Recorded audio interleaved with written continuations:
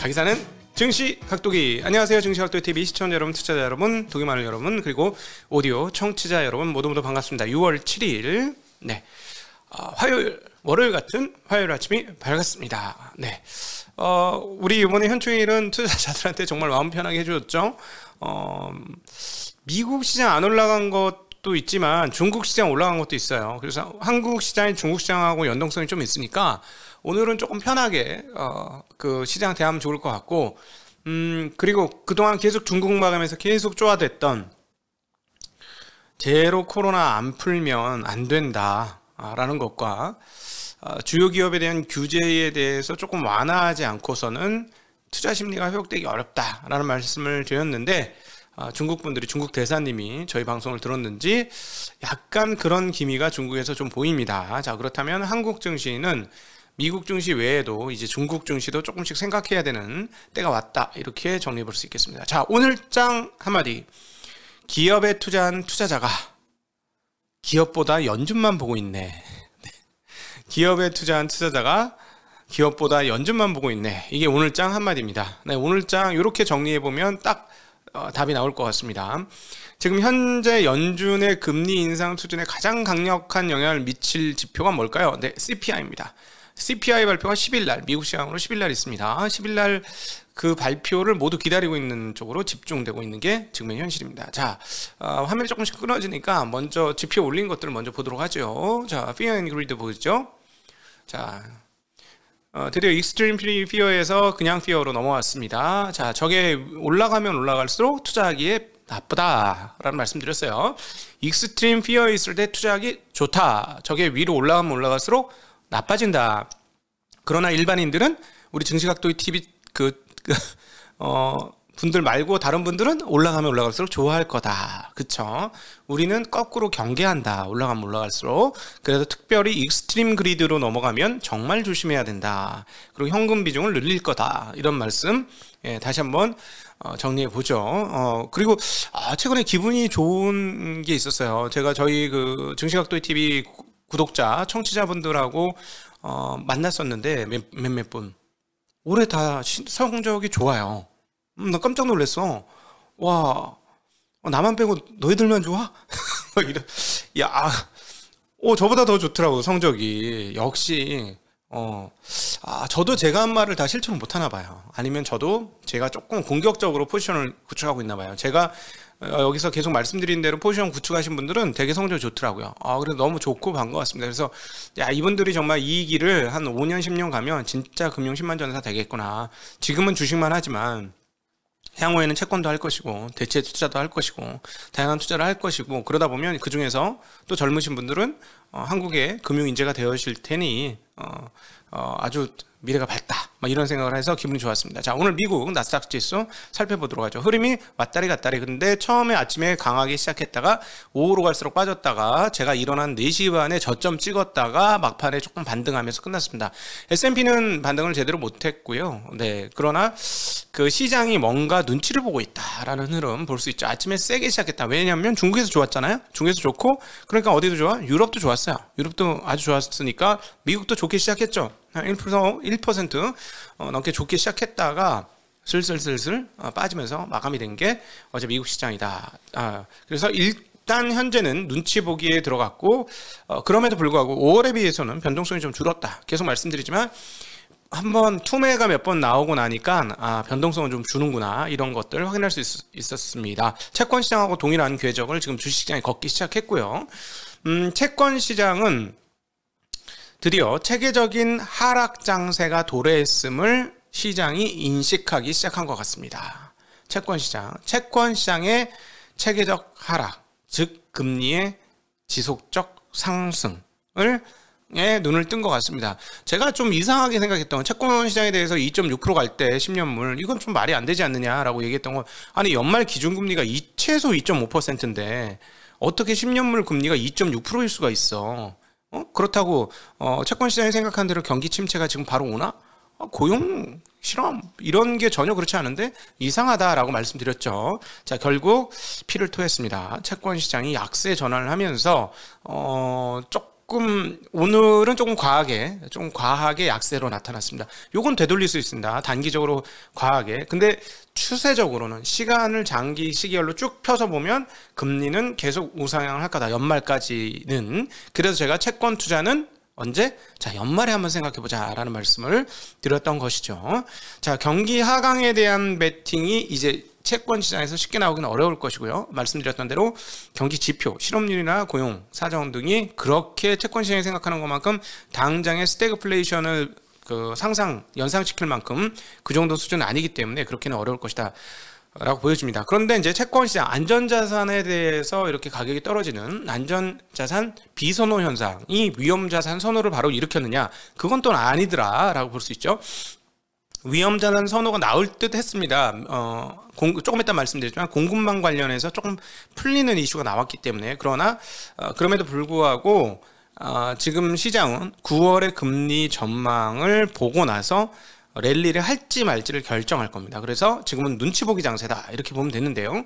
시장이 지금 생각하고 있는 9월 달의 흐름은 뭐냐면 시카고 선물거래소 CME의 페드워치에서 측정하고 있는 금리, 9월 달 금리 상황들은 어떻게 되냐. 9월 금리 인상 확률 0.5% 인상 확률을 60.9% 그리고 0.25% 금리 인상 가능성을 27.5%로 전망 중입니다. 이 전망치는 계속 바뀌어요. 이걸 기준으로 예측하면 바보짓이야. 사람들의 생각은 바뀌니까 누군가 이걸 보고 예측을 하더라고. 그러면 안 되지. 그래서 지난번에 75bp 인상한다고 막 생각하는 사람들이 있었는데 아니에요. 이거는 바뀌어요. 그리고 연준을 우리는 계속 봤죠. 연준이 하는 얘기 거의 빼놓지 않고 계속 했었잖아요, 얘기를. 왜? 걔네들이 어떤 태도를 보일지가 중요하기 때문에 계속 얘기를 했던 것인데, 자, 지금까지의 연준의 태도를 보면 7월 달까지는 50bp 인상 거의 그건 확실이고 9월 달은 조금 애매하긴 해요. 25bp 인상할 것 같긴 한데 0.25%. 근데 메파 캔사스 여는 총재이신가요? 그분은 인플레이션이 줄지 않으면 50bp도 해야 돼 라는 말씀을 했었죠. 그러니까 시장이 약간 쫄아 있어요, 그 부분에. 그래서 지금 50bp를 인상할 가능성은 지금 한 63% 반영을 하고 있습니다. 만약에 이것이 뒤집어져서 0.25% 상승이 60% 넘게 인상할 것이라고 반영을 한다면 그때 시장은 조금 랠리를 할 겁니다. 그때는 전고점을 돌파하는 랠리는 아니죠. 유동성이 그렇게 없으니까. 그 정도는 아니지만 랠리를 좀 할 겁니다. 근데 이 부분이 지금 중요하다라는 거 말씀드릴 수 있을 것 같고요.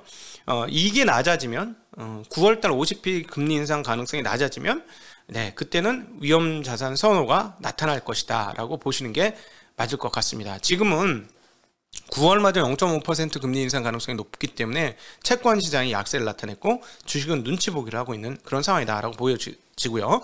자, 그러면 9월달에 금리가 어떻게 결정될 거냐의 핵심은 CPI, 물가지수에 있겠죠? 근데 이번 5월 물가지수가 굉장히 중요합니다. 이번에 발표하고 나면은 9월달 잭슨홀 연설 전에 갑자기 훅 떨어지지 않는 한은 이게 이제 일종의 바로미터가 될 가능성이 있는데 지금 예상치는 꽤 높아요. 8.2% CPI. 저는 얼마? 4월은 8.3%. 그럼 8.3은 8.2% 떨어진 건가? 제가 보기엔 별로 떨어진 건 아니에요. 이렇게 되면 계속 눈치 보기 할 겁니다.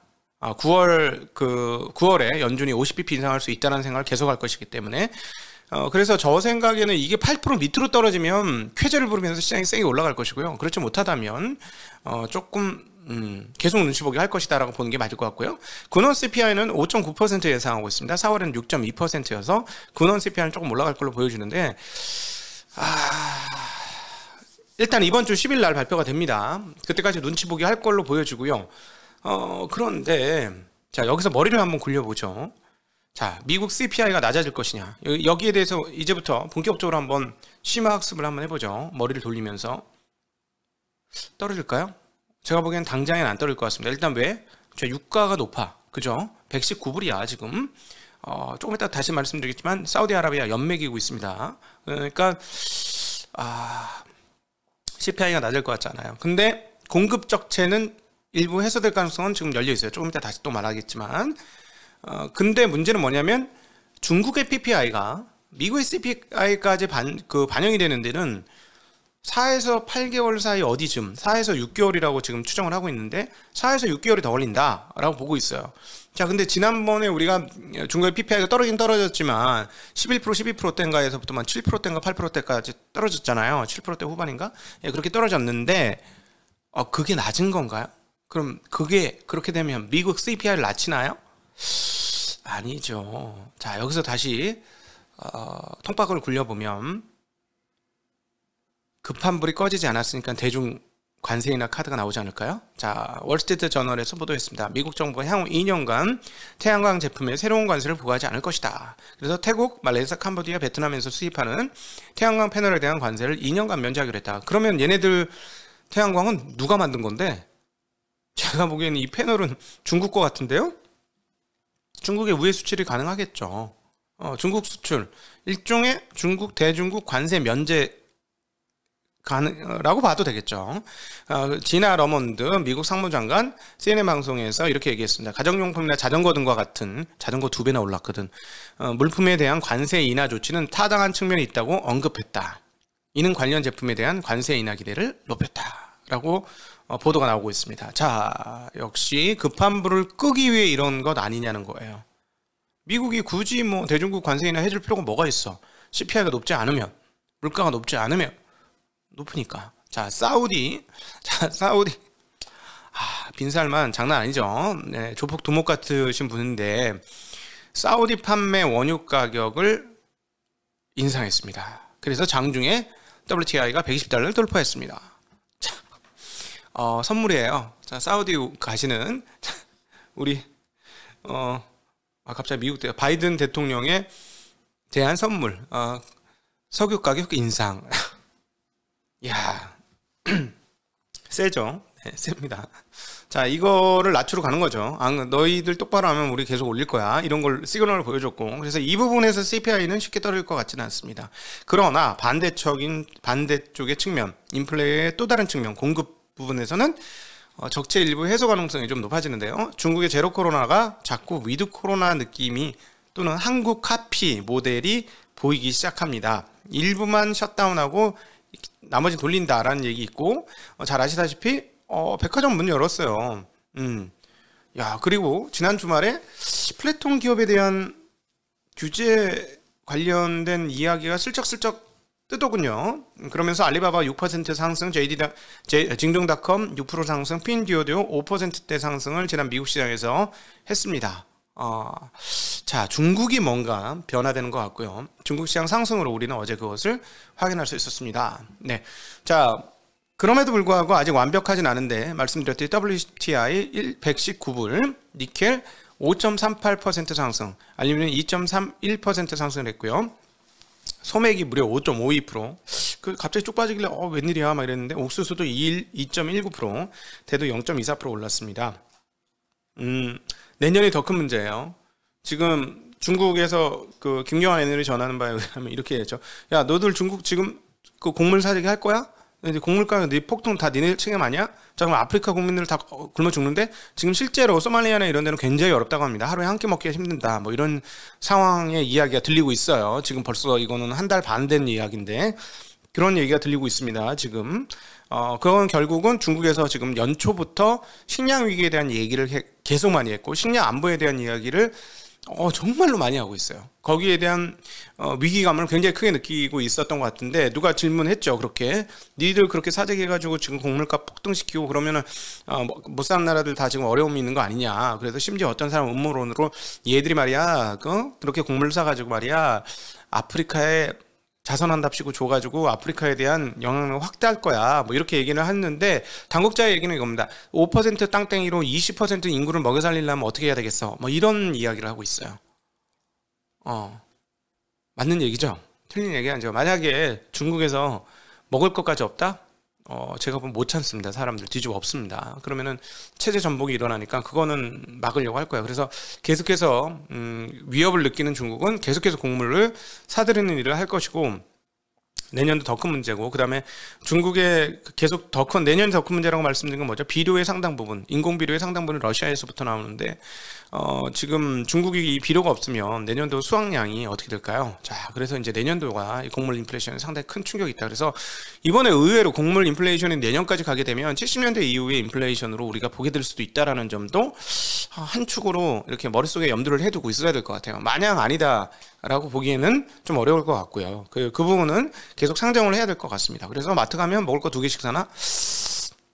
우리는 살만한 나라예요. 너무 그렇게 안 하셔도 될 것 같습니다. 우리는 살만합니다. 자, 조금 덜 먹고 덜 입으면 전세가 좋아질 수도 있어요. 자, 채권 가격 아주 급락을 했다고 말씀드렸는데, 10년물 3.04%, 전일 2.94%, 2년물 2.73, 전일 2.65, 거의 10bp 가까이, 10년물 거의 10bp 올랐고요. 금리가 30년물 3.19, 어제 3.09, 예, 10bp 올랐습니다.